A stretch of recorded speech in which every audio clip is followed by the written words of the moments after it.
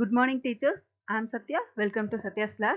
நம்ம சேனல்ல போடக்கூடிய வீடியோஸை ஃப்ரீயாக வாட்ச் பண்ணுறதுக்கான லிங்க் வந்து நான் டிஸ்கிரிப்ஷனில் கொடுத்துருக்கேன். அந்த வாட்ஸ்அப் குரூப்பில் ஜாயின் பண்ணுங்க. நம்ம சேனலில் யூஜிடிஆர்பி ஃபிசிக்ஸ் சிலபஸ்லேருந்து டெய்லி ஒரு ப்ரீவியஸ் இயர் கொஸ்டின் வித் கான்செப்டோட பார்த்துட்டு இருக்கோம். ஸோ 150 கொஸ்டின்ஸ் 150 கான்செப்ட் பற்றி நம்ம டிஸ்கஸ் பண்ண போகிறோம். ஸோ இதை கம்ப்ளீட் பண்ணிட்டோம் அப்படின்னா யூஜிடிஆர்பி சிலபஸை ஈஸியாக நம்மளால் கம்ப்ளீட் பண்ணிட முடியும். அண்ட் உங்களால் ஈஸியாக வந்து யூஜிடிஆர்பி எக்ஸாமை கிராக் பண்ண முடியும். நம்ம சேனலுக்கு புதுசாக வியூ பண்ணக்கூடிய வியூவர்ஸ் நம்மளோட சேனலை சப்ஸ்கிரைப் பண்ணிக்கோங்க. வாங்க கிளாஸ்க்குள்ளே போகலாம். Today's question, gyrostat means option A flywheel of large moment of inertia, option B flywheel of small moment of inertia, option C it's a disk of small moment of inertia, option D it's a disk rotating with small radius of gyrations. So கைரோஸ்டாட்னா first என்ன அப்படிங்கிறத பார்த்துட்டு அதுக்கப்புறம் என்ன answer அப்படிங்கிறத பார்க்கலாம். கைரோஸ்டாட்னா என்னன்னு பார்க்கலாம். ஸோ ஃபர்ஸ்ட் கைரோ அப்படின்னா ரொட்டேட் பண்ணுறது அப்படிங்கிற மீனிங். அதாவது இது வந்து ஒரு கிரீக் வேர்ட். கிரீக்கில் என்ன சொல்லியிருப்பாங்க அப்படின்னா சர்க்கிள் ஆர் ரவுண்டுக்கு வந்துட்டு பதிலாக வந்து கைரோ அப்படிங்கிற வேர்ட் வந்து யூஸ் பண்ணியிருப்பாங்க. ஓகேவா? ஸோ கைரோஸ்கோப் அப்படிங்கிறது ஒரு ரொட்டேட் ஆகக்கூடிய டிவைஸ். கைரோஸ்கோபிக் இஃபெக்ட் அப்படிங்கிறது ரொட்டேட் ஆகுறதுனால வர்ற ஸ்டெபிலிட்டி.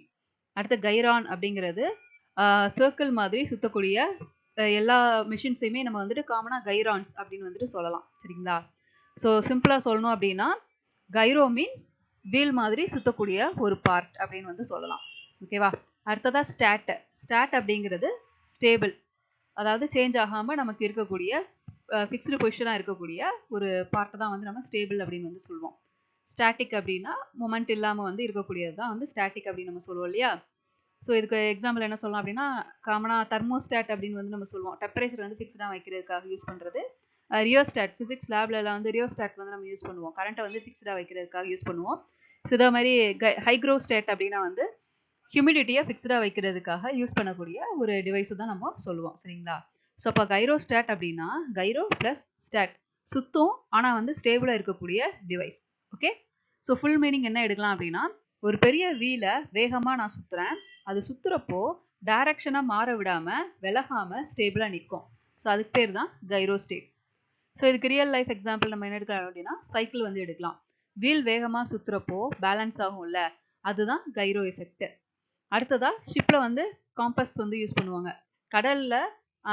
கடல் வந்துட்டு நமக்கு மூவ் ஆகிட்டே இருந்தாலும் ஸ்ட்ரைட்டாக வந்து காட்டும். ஓகேவா? அதாவது டைரக்ஷனை வந்துட்டு ஸ்ட்ரைட்டாக வந்து காட்டும். சரிங்களா? அடுத்ததா ட்ரோன், ராக்கெட். ஸோ இது எல்லாமே வந்து பேலன்ஸ் பண்ணுறதுக்கு உள்ளே வந்து என்ன யூஸ் பண்ணியிருப்பாங்க அப்படின்னா கைரோஸ்டாட் வந்து யூஸ் பண்ணியிருப்பாங்க. ஓகே? ஸோ சிம்பிளாக சொல்லணும் அப்படின்னா அதாவது ரொட்டேட் ஆகுறப்போ நமக்கு ஸ்டேபிளாக இருக்கக்கூடிய ஒரு டிவைஸை தான் நம்ம என்ன சொல்கிறோம் அப்படின்னா கைரோஸ்டேட் அப்படின்னு வந்து சொல்கிறோம். இப்போ டெஃபினிஷன் பார்த்துடலாம். Gyrostat is a rotating mechanical system. One second. Okay. A gyrostat is a rotating mechanical system having a large moment of inertia about its axis of rotation. So கைரோஸ்டேட் அப்படிங்கிறது ஒரு மெக்கானிக்கல் சிஸ்டம், அப்படிங்கிற rotate ஆகக்கூடிய ஒரு mechanical system அப்படின்னு சொல்கிறாங்க. சென்டரில் வந்து ஒரு பெரிய ஃப்ளைவீல் வந்து இருக்கும். ஸோ ஃப்ளைவீல் நமக்கு என்ன பண்ணியிருப்பாங்க அப்படின்னா நெக்ஸ்ட் பாயிண்ட் என்ன சொல்லியிருக்காங்க அப்படின்னா generally consist of a flywheel or rotor mounted inside a frame அப்படின்னு வந்து சொல்லியிருக்காங்க. ஓகேவா? ஸோ அதுக்கு முன்னாடி நமக்கு கேட்டுக்கக்கூடிய கொஸ்டினுக்கான ஆன்சர் நம்ம ஃபர்ஸ்ட் பாயிண்ட்லேயே கிடச்சிருது. A gyrostat is a rotating mechanical system having a large moment of inertia about its axis of rotation. Large moment of inertia வந்துட்டு இந்த இடத்துல நமக்கு பிளேஸ் ஆகி இருக்கு அப்படிங்கிறத வந்து மென்ஷன் பண்ணியிருக்காங்க. ஓகேவா? ஸோ இதுக்கான ரீசன்ஸ் என்ன அப்படிங்கிறது அடுத்தடுத்து வரக்கூடிய ஸ்லைட்ஸில் பார்க்கலாம். ஸோ இப்போ மெயின் பாயிண்ட்ஸ் மட்டும் பார்த்துடலாம். ஓகேவா? ஸோ செகண்ட் பாயிண்ட் என்ன சொல்லியிருக்காங்க? It generally consist of a flywheel or rotor mounted inside frame. So அந்த ஃப்ரேம்குள்ளே நமக்கு என்ன பிளேஸ் ஆகிருக்கும் அப்படின்னா ஃப்ளைவீல் வந்து பிளேஸ் ஆகிருக்கும். ஃப்ளைவீலுக்கு இன்னொரு நேம் என்ன சொல்கிறாங்க அப்படின்னா ரோட்டார் அப்படின்னு வந்து சொல்கிறாங்க.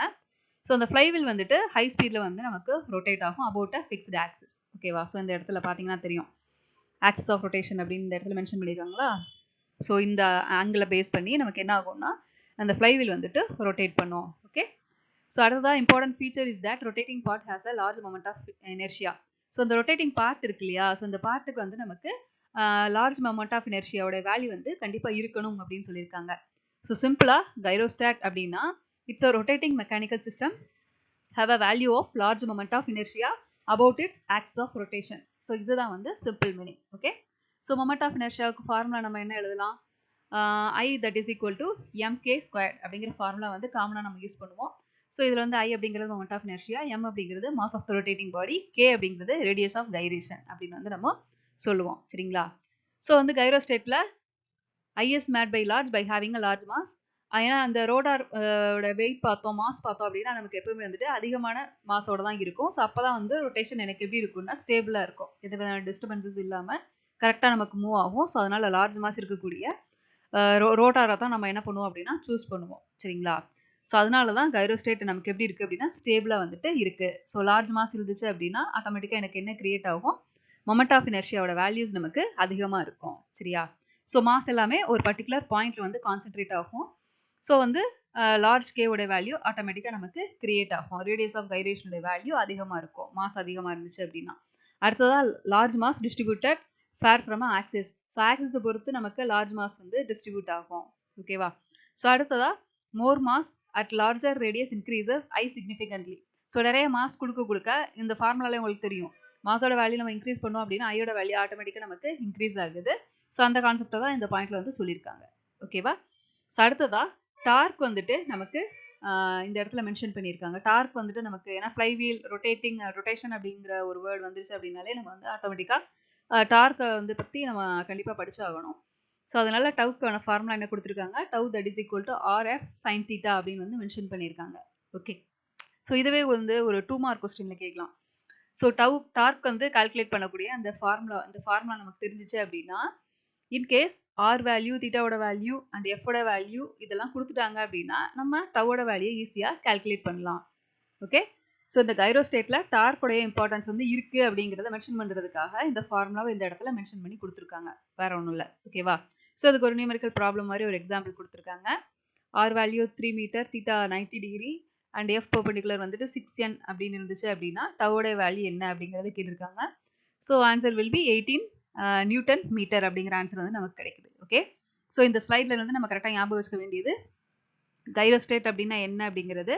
தென் எல்லோடைய ஃபார்முலா என்ன? L value that is equal to I omega. So ஏன்னா இந்த இடத்துல மொமெண்ட் ஆஃப் இனர்ஷியா பற்றி தான் நம்ம வந்து அதிகமாக கான்சன்ட்ரேட் பண்ணி படிக்கிறோம். So I that is equal to MK square இந்த ஃபார்முலாவும் நம்ம வந்து ஞாபகத்தில் வச்சுக்கணும். அதே மாதிரி angular momentum L value linear momentum L value that is equal to I omega. So இந்த ஃபார்முலாவும் நம்ம கரெக்டாக வந்து ஞாபகப்படுத்தி வச்சுக்கணும். ஓகேவா? ஸோ இந்த இடத்துல ஐ வேல்யூ நமக்கு அதிகமாகுது அப்படின்னா நமக்கு ஆட்டோமேட்டிக்காக என்ன ஆகும்? எல்லோடைய வேல்யூ நமக்கு இன்க்ரீஸ் ஆகும். ஓகேவா? புரிஞ்சுதா? ஸோ ஐ வேல்யூ இன்க்ரீஸ் ஆச்சு இந்த இடத்துல மொமெண்ட் ஆஃப் இனர்ஷியோட வேல்யூ இன்க்ரீஸ் ஆச்சு அப்படின்னா இங்கே ஒரு ஃபார்முலா நம்ம பார்க்குறோம் எல் ஈக்குவல் டு ஐ ஒமேகான்னு சொல்லிட்டு. அப்போ ஆட்டோமேட்டிக்காக எனக்கு எல்லோட வேல்யூ என்ன ஆகும்? இன்க்ரீஸ் ஆகும். ஸோ இந்த இன்க்ரீஸ் ஆகுறதுனால எனக்கு கைரோஸ்கோபிக் எஃபெக்ட் வந்துட்டு கிரியேட் ஆகுது. ஓகே. ஸோ இது கூட வந்து ஒரு ஒன் வேர்ட் கொஸ்டின்ல கேட்கலாம். ஸோ ஐயோட வேல்யூ இன்க்ரீஸ் ஆகுறப்போ ஏன் வந்து கைரோஸ்கோபிக் எஃபெக்ட் வந்து இன்க்ரீஸ் ஆகுது அப்படிங்கிற கொஸ்டின் கேட்டாங்கன்னா எல் வேல்யூ நமக்கு ஆட்டோமேட்டிக்காக இன்க்ரீஸ் ஆகுது. ஆங்குலர் மொமெண்டமுடைய வேல்யூவும் எனக்கு என்ன ஆகுது அப்படின்னா ஆட்டோமேட்டிக்காக இன்க்ரீஸ் ஆகுது. ஸோ அதனால எனக்கு கைரோஸ்கோபிக் எஃபெக்ட் வந்து ஸ்டேபிளாக இருக்குது அப்படிங்கிற ஆன்சர் வந்து நம்ம கொடுக்கணும். Okay. Next one gyroscopic principles எந்தெந்த இடத்துல எல்லாம் யூஸ் ஆகுது அப்படிங்கிறத பார்க்கலாம். ஸோ கைரோஸ்கோபிக் பிரின்சிபல்ஸ் அப்படின்னாலே மெயினாக வந்து ஸ்டெபிலிட்டியை மெயின்டைன் பண்ணுறதுக்காக ஓரியன்டேஷன்ஸை டிரெக்ட் பண்ணுறதுக்காக அண்ட் மோஷனை வந்து கண்ட்ரோல் பண்ணுறதுக்காக யூஸ் பண்ணக்கூடிய டிவைசஸில் இந்த பிரின்சிபல் வந்து நம்ம யூஸ் பண்ணுறோம். ஸோ ஃபஸ்ட்டு வந்துட்டு காமனாக நமக்கு தெரிஞ்ச ஒரு எக்ஸாம்பிள் தான் ஷிப்பில் வந்து ஸ்டெபிலைசேஷன் அண்ட் நேவிகேஷன்ஸ்க்காக வந்துட்டு யூஸ் பண்ணுறோம். கைரோஸ்கோப் என்ன பண்ணும் அப்படின்னா ரஃப் சீஸில் வந்து ஷிப் மூவ் ஆகுறப்போ ஸ்டெடி ஸ்டேட்டை மெயின்டைன் பண்ணுறதுக்காக யூஸ் ஆகுது. அண்ட் டைரக்ஷன் அண்ட் நேவிகேஷன் ஸ்டெபிலிட்டியை மெயின்டைன் பண்ணுறதுக்காக யூஸ் ஆகுது ஷிப்ஸில். செகண்ட் பார்த்தோம் அப்படின்னா ஏர்க்ராஃப்டில் வந்துட்டு ஆட்டிடியூட் அண்ட் டைரக்ஷன்ஸை வந்துட்டு சென்ஸ் பண்ணுறதுக்காக யூஸ் பண்ணுறது. Orientation and auto pilot systems இதில் எல்லாமே வந்து நமக்கு கைரோஸ்கோபிக் எஃபெக்ட் தான் வந்துட்டு மோஸ்ட்லி வந்துட்டு நம்ம யூஸ் பண்ணுறோம். ஓகேவா? அடுத்ததாக ஸ்பேஸ் கிராஃப்ட் ஓரியன்டேஷனல் கண்ட்ரோல் பண்ணுறதுக்காக யூஸ் பண்ணுறோம். பர்டிகுலராக வந்து ஆண்டனாஸ், கேமராஸ், இன்ஸ்ட்ருமெண்ட்ஸு இது எல்லாத்தையுமே வந்துட்டு எந்த இடத்துல பாயிண்ட் பண்ணணும் அப்படிங்கிறத சென்ஸ் பண்ணி மெஷர் பண்ணுறதுக்காக நம்ம வந்து கைரோஸ்கோப் வந்துட்டு யூஸ் பண்ணுறோம். ஓகேவா? அடுத்ததாக வந்து மெயினாக நேவிகேஷன்ஸில் யூஸ் பண்ணுறோம். ஸோ நேவிகேஷனில் யூஸ் பண்ணக்கூடிய கைரோஸ்கோபிக் இன்ஸ்ட்ருமெண்ட்ஸ்க்கான நேம் கொடுத்துருக்காங்க.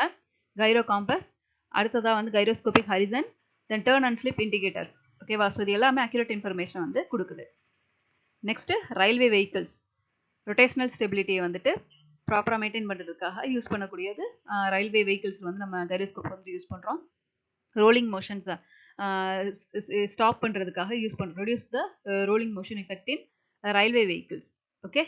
அண்ட் ஸ்டெபிலிட்டி வந்து இம்ப்ரூவ் பண்ணுறதுக்காக கர்வ்ஸ்லாம் டேர்ன் ஆகுறப்போ ஸ்டெபிலிட்டி வந்துட்டு மிஸ் ஆகிடக்கூடாது. அப்படி மிஸ் ஆச்சு அப்படின்னா என்ன ஆகும் அப்படின்னா ரயில் தண்டவாளத்துலேருந்து கீழே வந்துடும். ஸோ அதனால வந்து இந்த ஸ்டெபிலிட்டி எல்லாம் கரெக்டாக ப்ராப்பராக மெயின்டைன் பண்ணுறதுக்காக நம்ம என்ன பண்ணுறோம் அப்படின்னா இந்த கைரோஸ்கோப் வந்துட்டு யூஸ் பண்ணுறோம். Next flywheel systems energy storage and rotational ஸ்டெபிலிட்டிக்காக நம்ம வந்து கைரோஸ்கோபிக் எஃபெக்ட் வந்துட்டு யூஸ் பண்ணுறோம். Then backup power, smoothing the power fluctuations and maintaining the rotational stability in மெஷின்ஸ்லையும் காமனாக வந்து இந்த கைரோஸ்கோபிக் எஃபெக்ட்ஸ் வந்துட்டு யூஸ் பண்ணுறாங்க. ஓகேவா?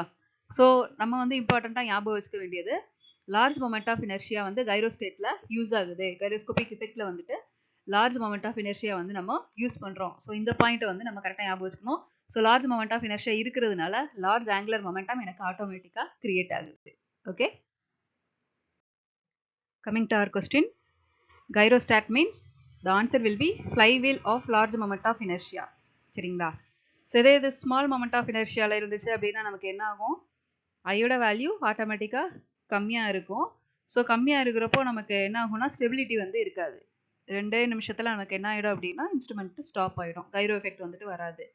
அடுத்ததாக it's disc of small moment of inertia, இதுக்கு வந்து சேம் எக்ஸ்பிளனேஷன் தான், ஸ்டெபிலிட்டி வந்து நமக்கு இருக்காது. Next it's disc rotating with a small radius of gyration. Formula ஞாபகம் இருக்குல்ல, I = mk² தான். ஸோ கேங்கிறது தான் ரேடியஸ் ஆஃப் கைரேஷன் அப்படின்னு வந்து மென்ஷன் பண்ணியிருப்போம். ஸோ கேவோட வேல்யூ கம்மியாக இருந்துச்சு அப்படின்னா ஆட்டோமேட்டிக்காக மொமெண்ட் ஆஃப் இனர்ஷியாவோட வேல்யூ கம்மியாக இருக்கும். So as usual moment of inertia கம்மியாக இருந்துச்சு அப்படின்னா ஆட்டோமேட்டிக்காக நமக்கு ஸ்டெபிலிட்டி வந்து கிடைக்காது. சரியா? ஸோ ஆன்சர் வந்துட்டு நான் பிசி வந்து பிசிடி மூணுமே வந்து தப்பு. ஸோ கரெக்டான ஆன்சர் என்ன அப்படின்னா flywheel of large moment of inertia. Okay, நம்ம கிளாஸோட வாட்ஸ்அப் குரூப் லிங்க்கை டிஸ்கிரிப்ஷன் பாக்ஸில் கொடுத்துருக்கேன். ஜாயின் பண்ணாத ஸ்டாஃப் மெம்பர்ஸ் அதில் ஜாயின் பண்ணிக்கோங்க. நம்மளோட கிளாஸை ஃப்ரீயாக வாட்ச் பண்ணுங்கள். தேங்க்யூ ஃபார் வாட்சிங்.